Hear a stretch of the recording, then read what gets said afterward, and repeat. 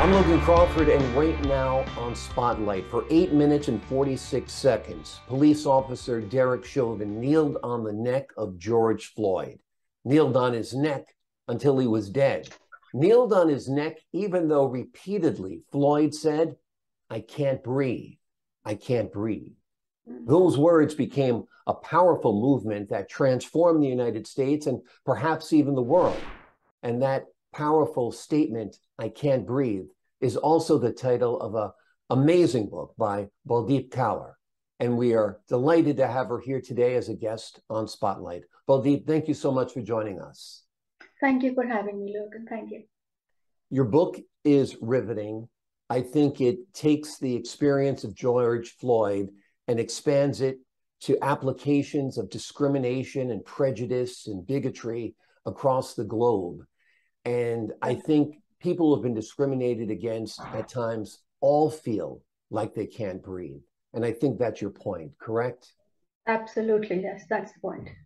Tell me about how George Floyd's death affected you. Oh, it's even when you're talking about it now, it affects me because to have a person, to have anybody's, have his neck on George Floyd when he's crying out, and there are people around him, and he's a policeman, he's a man of authority, for him to do that, and George Floyd was such a gentle, and I have actually written a poem at the start because it affected me so much. It's as if when this video went viral and people were affected obviously by it, and they sort of had demonstrations and whatever, it was as if, to me it seemed that as if it was George Floyd who was guiding them not to bear injustice anymore, but to raise their voice against it. So for me, that was the message I got from George Floyd, and I've got that in a poem in my book, that he wanted everybody to speak out, because everybody till that incident, everybody went through stages of having discriminated against, whatever, yeah, but nobody had the courage to voice it until it happened to George Floyd. Then I think everybody was so touched and emotionally, sympathized with him, that I think they reacted the only way they could. So globally, they reacted in different ways. And my reaction to his death was by writing a book. And although the book has been inspired by his death, it does not cover it. It covers the issues surrounding him. It covers for example, the racism. So basically, I have characters in the book who go through various of racism and how they cope with it. And there's a twist in the book that some people, some women, and I've concentrated actually especially on women, which is what I do always. So, and how some women are strong enough to withstand, let's say, even sexual harassment or any other kind of harassment, whereas others are not. They gradually, their mind or their psyche, gradually, gets too much. It gets too much for them, so they have a mental break, basically. So that is the twist at the end, which I want to keep it at the end. But basically, yes, that is what I felt very strongly. Absolutely. I think putting it in a novel was powerful. And I think it, like I said, expanded upon the idea. Tell me about those situations where people perhaps literally can breathe, but figuratively feel like they cannot. You see this this book is also set in the lockdown. Yes, it is set, yeah. So basically we were all wearing masks, right? So on top of that, when you have something like this and he's saying, "I can't breathe," and people are going around and literally saying that, they literally can't breathe because they have to wear the masks. But that is not the point. What I have actually tried to illustrate is also how women are trapped in relationships in which they feel trapped, in which they are crying out that they can't breathe. So there is no way out. So I have a character in the book which shows a way out. So I have got that as not only George Floyd, not only racism, but also women who are trapped in relationships. Absolutely. And it's good that you resolve it in the book, because the people who are feeling like that get a feeling of hope from it. That you might feel like there is not the ability to breathe right now because someone is abusive, controlling, oppressive, but you can escape from that situation. Yes, yes, and that is what I've got. Because you see, I have also got there is a little bit of love between which I've shown between certain characters, which actually sends a message of hope.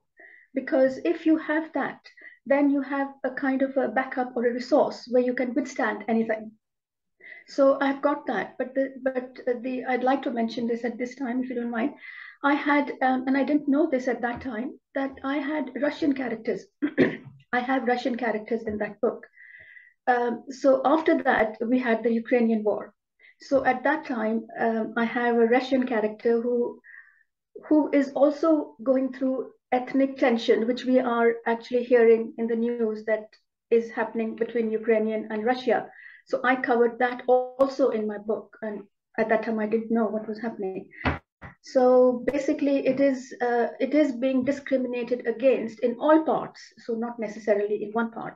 So it's in all parts. So for example, in India, I have got that in culture. In you know, so women are you know, they're suppressed, and they're brought up to believe that they are worthless. They're brought up to believe that you know, their husband is everything. So I have got personal, you know, I have got personal betrayals as well. I have explained that in the book. So hopefully I have covered basically everything that sort of implies that people can't breathe. Oh, absolutely. I mean, I think the time in which the novel is set, the killing of George Floyd, the lockdown, the pandemic, masks, you know, domestic abuse skyrocketed during the pandemic when couples were locked down together, quite literally.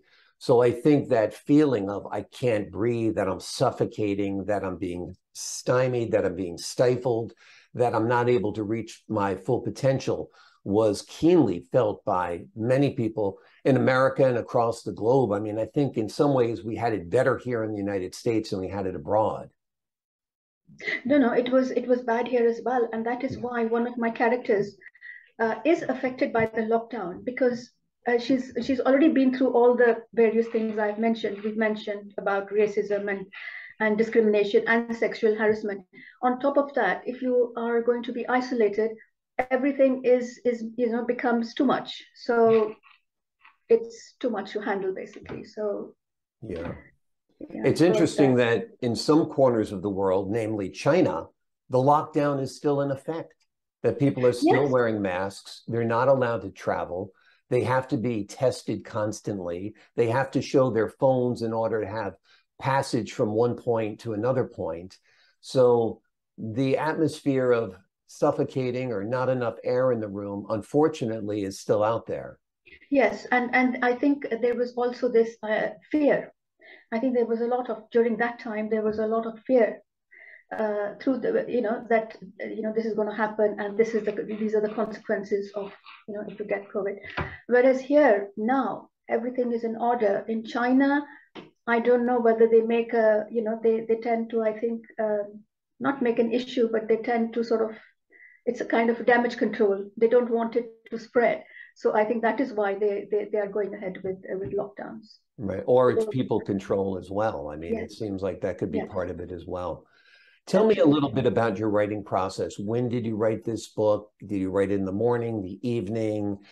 Did you write it on napkins in a coffee shop? Or No. This was written because I wrote actually 2 books in 1 year during the lockdown. One was Call of Angels. I completed that. And as soon as I finished that novel, this happened with George Floyd, and I just had to write this. And it never starts out to be a novel. It just starts out as a feeling, right? It's just a feeling. But as for the process, it came very fast. The ideas came very fast. The research was very fast. I was writing even at night, in the middle of the night. So it was my writing process was very fast. It was very fast for that.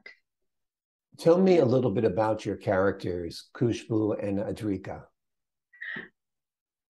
I'd like to, without giving too much away, but Sure.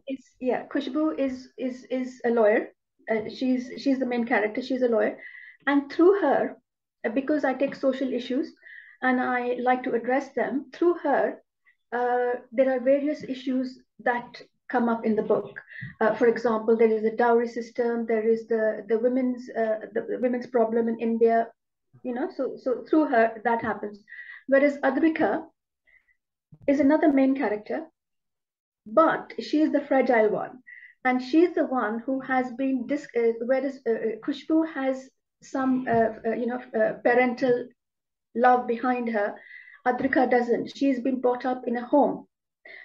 She's an orphan, so she doesn't have that, and she has been targeted for harassment, for bullying, for what have you, even though she has a partner through who actually holds her hand, but in the end also betrays her. So there's a twist there as well.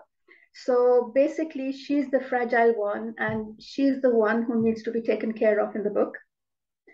And she's brought up in my current book also. But yes, basically that is basically the two characters.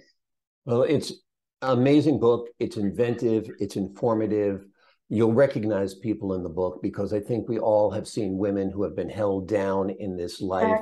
You'll see women who have risen above the struggle and other women, unfortunately, who are somewhat crushed by it. The name of the book is I Can't Breathe. It is written by Baldip Kaur.